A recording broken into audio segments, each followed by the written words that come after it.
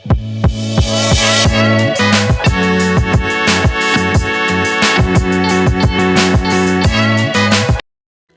Guys, my channel tube.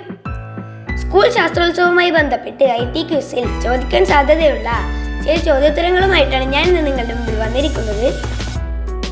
Video തുടങ്ങുന്നതിന് മുമ്പ് ഇതുവരെ എൻ്റെ ചാനൽ സബ്സ്ക്രൈബ് ചെയ്യാത്തവർ സബ്സ്ക്രൈബ് ചെയ്യണേ. തൊട്ടടുത്ത് കാണുന്ന ബെല്ലൈക്കൺ കൂടി ക്ലിക്ക് ചെയ്താൽ മാത്രമേ ഞാൻ ഇടുന്ന വീഡിയോസിൻ്റെ നോട്ടിഫിക്കേഷൻസ് നിങ്ങൾക്ക് ലഭിക്കുകയുള്ളൂ. അപ്പോൾ നമുക്ക് ചോദ്യോത്തരങ്ങളിലേക്ക് കടന്നാലോ. ഫേസ്ബുക്കിലും ഇൻസ്റ്റഗ്രാമിലും കഴിഞ്ഞ ദിവസങ്ങളിലായി ഒരു നീല വളയം കാണുന്നില്ലേ? എന്താണത്? മെറ്റയുടെ AI ചാറ്റ് ബോട്ട്. ഇന്ത്യയിലെ ആദ്യത്തെ ഡിജിറ്റൽ സയൻസ് പാർക്ക് സ്ഥാപിച്ചത് എവിടെയാണ്? കേരളത്തിൽ. രാജ്യത്ത് ആദ്യമായി കായിക താരങ്ങൾക്ക് ഈ സർട്ടിഫിക്കറ്റ് നടപ്പാക്കിയ സംസ്ഥാനം ഏതാണ്? കേരളം. ആധുനിക കമ്പ്യൂട്ടർ ശാസ്ത്രത്തിന്റെ പിതാവായി അറിയപ്പെടുന്നത് ആരാണ്? Allen Turing. ഈ സാക്ഷരത കൈവരിച്ച ഇന്ത്യയിലെ ആദ്യ ജില്ല ഏതാണ്? മലപ്പുറം. ഏത് കമ്പനിയാണ് ജാവ പ്രോഗ്രാമിംഗ് ഭാഷ ആദ്യമായി വികസിപ്പിച്ചെടുത്തത്? Sun microsystems.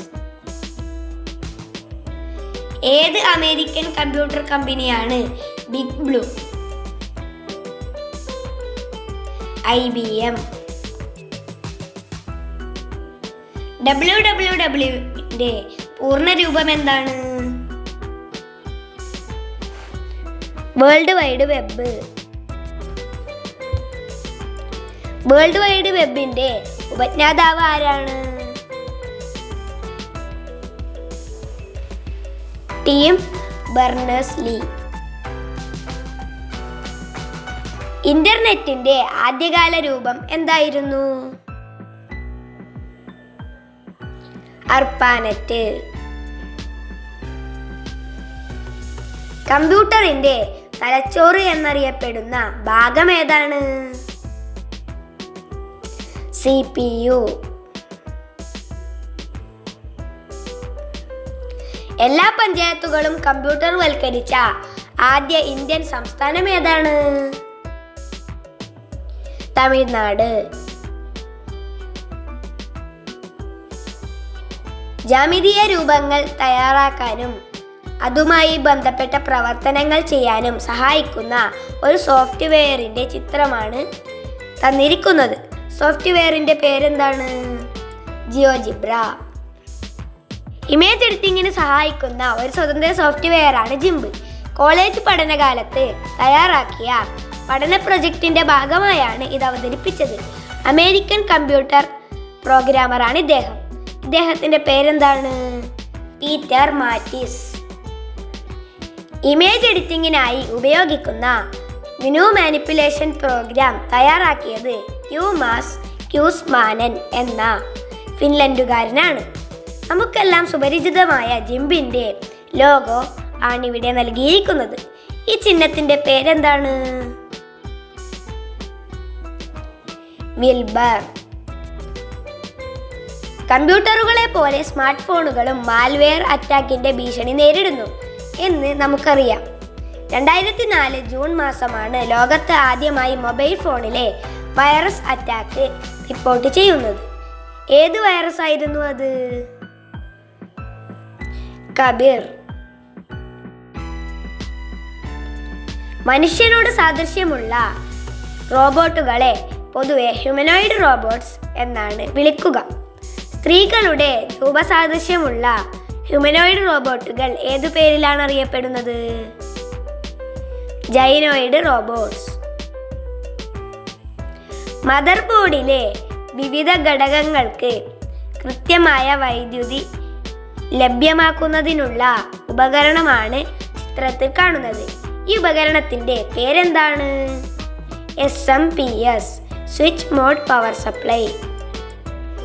സ്വതന്ത്ര സോഫ്റ്റ്വെയർ ആയ പെൻസിൽ 2D എന്താവശ്യത്തിനായി ഉപയോഗിക്കുന്ന സോഫ്റ്റ്വെയർ ആണ്? ആനിമേഷൻ സിനിമ തയ്യാറാക്കുന്നതിന്. 8 ബിറ്റുകൾ ചേർന്നാൽ 1 ബൈറ്റായി. 4 ബിറ്റുകളുടെ കൂട്ടത്തെ എന്താണ് വിളിക്കുന്നത്? നിബിൾ. കമ്പ്യൂട്ടർ പ്രോഗ്രാമുകളിൽ കാണുന്ന പിശകുകൾക്ക് പ്രോഗ്രാമേഴ്സ് വിളിക്കുന്ന പേരെന്താണ്?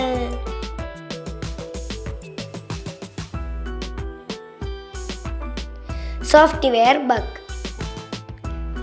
നാം വിദ്യാലയങ്ങളിൽ ഉപയോഗിക്കുന്ന ഉബുണ്ടു 18.04 പതിപ്പിന്റെ കോഡ് നാമമാണ് ബയോണിക് ബീവർ. എന്നാൽ ആദ്യത്തെ പതിപ്പായ ഉബുണ്ടു 4.10ന്റെ കോഡ് നാമം എന്താണ്? വാർത്തി വാർത്ത്ഹോഗ്.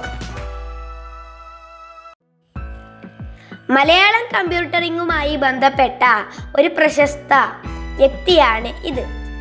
രചന ഫോണ്ട് രൂപകൽപ്പന ചെയ്ത പ്രോജക്റ്റ് കോഓർഡിനേറ്റർ ആരെന്ന് തിരിച്ചറിയുക.